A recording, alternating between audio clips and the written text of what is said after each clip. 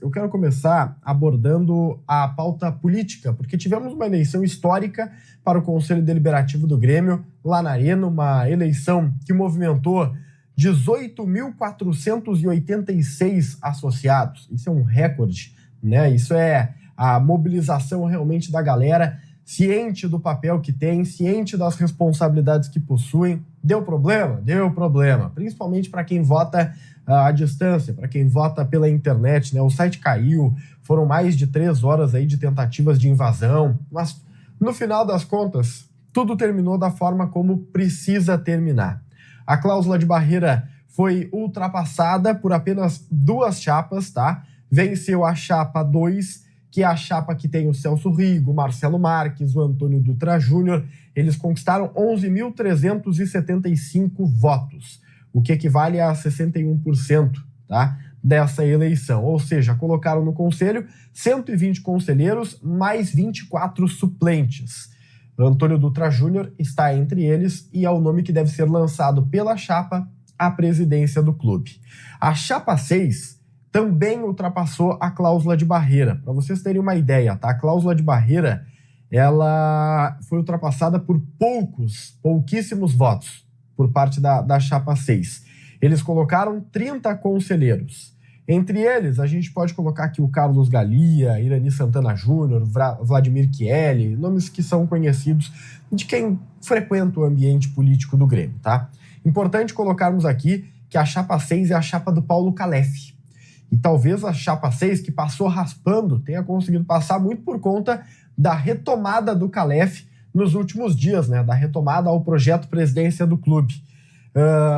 Nomes conhecidos, históricos, inclusive do Grêmio, não conseguiram atingir a cláusula de barreira, os seus grupos não atingiram e ficarão de fora. Eu posso citar, por exemplo, o até então pré-candidato à presidência do clube, o Denis Abraão, que é verdade que recentemente tirou a pré-candidatura, mas com essa aí, né, indefinição recente do cenário político do Grêmio, estava estudando voltar, o Denis ficou de fora, a chapa dele, chapa 5, fez apenas 735 votos.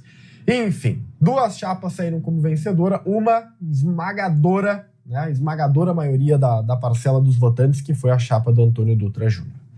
Mas essa é a chapa do Marcelo Marques, ou então era a chapa do Marcelo Marques, porque depois da eleição, pessoas ligadas ao Marcelo confirmaram que ele está largando a vida política do Grêmio. Ele foi eleito ao Conselho Deliberativo, cumprirá suas obrigações como conselheiro de maneira remota, e o motivo pelo qual ele vai exercer tudo de maneira remota é porque nos últimos dias ele se mudou para São Paulo. Essa informação está confirmada, tá? Ele foi para São Paulo, para a capital paulista, com o objetivo de expandir os seus negócios. E há uma outra justificativa dentro dessa expansão.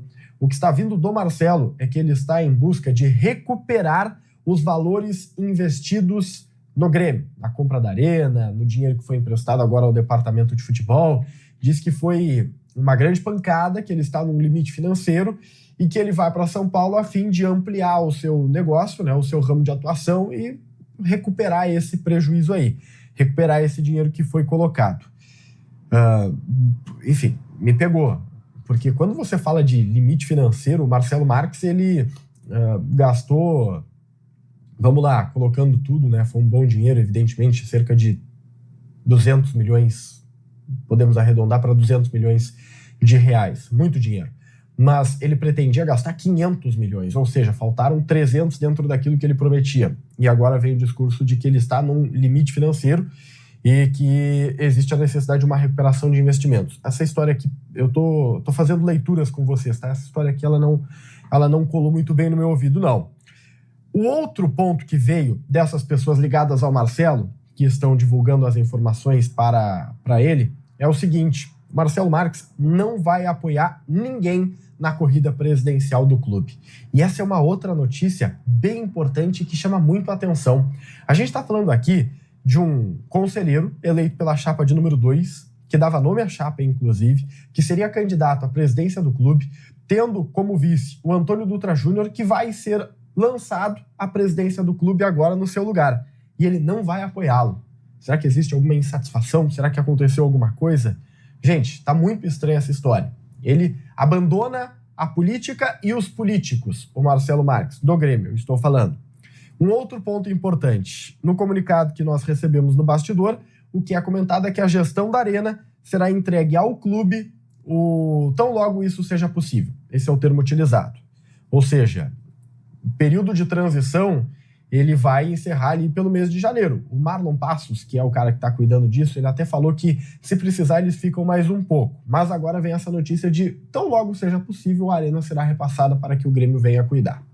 Mais cedo eu fiz um conteúdo falando sobre a Arena, solução ou problema.